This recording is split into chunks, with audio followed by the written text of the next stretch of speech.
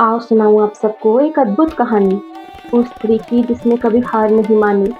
यज्ञ से जन्मी वो कन्या, याज्ञसेनी कहलाई थी। अग्नि की ज्वाला से प्रचंड किस्मत सन लाई थी। जीता स्वयंवर अर्जुन ने, वो मन ही मन हर्षाई थी।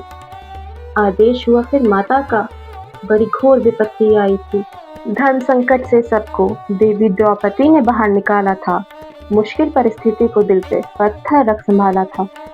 इतिहास में जो हुआ नहीं किया ऐसा कठिन फैसला, पर सुन सुन के सबकी बातें टूटने लगा उनका हौसला। सम्राट बने युधिष्ठिर जब वो साम्राज्ञी कहलाई थी, ऐसा लगा ईश्वर ने अंततः उन पे खुशियां बरसाई थी। ना जाने उन खुशियों को किसने बुरी नजर लगाई थी। द्विज सभा में साम्राज्ञी स्वयं पति ने दांव पे लगाई थी। केश पकड़ के दुशासन उन्हें सभा में लाया था। न दुर्योधन न दुशासन किसी को मंडराता काल नजर न आया था। इतिहास साक्षी है इस बात का, नारी अपमान तले लाया है। न अंधक न रावण फिर कोई नहीं बच पाया है। धृतराष्ट्र गुरु द्रोण में क्या अंतर अब रह गया। कर्तव्य और धर्म जिनका पुत्र मुंह में बह गया। नेत्रों में अश्रु लिए पतियों को लाचार पाया था। निर्वस्त्र करने का आदेश फिर दुर्योधन ने सुनाया था। दुशासन को आता देख याज्ञसेनी घबराई थी। धर्म ज्ञानियों की ओर वो देखे न जाने किससे आस लगाई थी। गंगा पुत्र के धर्म का ध्वज समग्र भारतवर्ष में लहराया था। ऐसा कैसा धर्म था ये जो एक स्त्री की लाज बचा ना पाया था। फिर समझ गई पांचाली रक्षण ये सब न कर पाएंगे।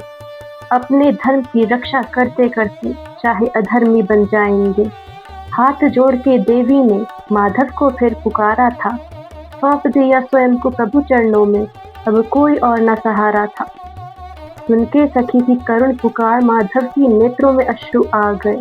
अनंत साड़ी देके एक टुकड़े का ऋण वो चुका गए। कुरु वंश की कुलवधू की लाज पे यूं बन आई थी। अधर्मियों की सभा में वो अब प्रलय बनकर छाई थी। यज्ञ अग्नि से जन्मी वो यूं ही नहीं वो आई थी। अधर्मियों की चिता की अग्नि पे अपना नाम लिखा कर लाई थी। कौरवों के सिंहासन मोह ने पूरा वंश जला डाला। अहंकार की उस जिद ने समग्र कुल का नाम मिटा डाला। क्रोध में भी देवी ने अपने शब्दों की मर्यादा न लांगी थी। ऐसी पीड़ा में भी अपने पतियों की आजादी मांगी थी। चल पड़ी वनवास की ओर, सोचा इंसाफ का दिन फिर आएगा। तब न्याय विधाता करेंगे और कोई नहीं बच पाएगा। 13 वर्ष पश्चात युद्ध का दिन आया था। अपनों को खोने के डर के साथ न्याय की उम्मीद लाया था। द्विज सभा जो रची गई, क्या ये उसी के परिणाम थे। डरे नहीं कौरव देख के पांडव पक्ष में श्याम थे। ये कैसा नफरत का बीज शकुनी ने बोया था। किसी ने भाई, किसी ने बेटा, किसी ने पिता को खोया था। पर शकुनी और दुर्योधन का साहस उस दिन सोया था, जिस दिन पांचाली ने अपने केशों को दुशासन के रक्त से धोया था। अपने भाई और पिता को भी महाविनाश में खो डाला। समझ न पाए देवी कैसा न्याय कर रहा मुरली वाला। इस रक्त रंजित रण से यज्ञसेनी भी न बच पाई थी। अपने पुत्रों की लाशों पे भर भर के आंसू बहाई थी। यज्ञसेनी थी वो, कारण नहीं थी वो युद्ध का। दृढ़ संकल्पी थी वो, आयना थी उस युग का। धर्म की राह छोड़ी नहीं, भले कई अपमान सहे। न्याय की तलाश में ना जाने कितने आंसू बहे। महाभारत का कारण अधर्मियों का अधर्म था, स्त्री की साड़ी नहीं। ये गाथा है उस नारी की जो कभी हारी नहीं, जो अंत तक हारी नहीं। धन्यवाद।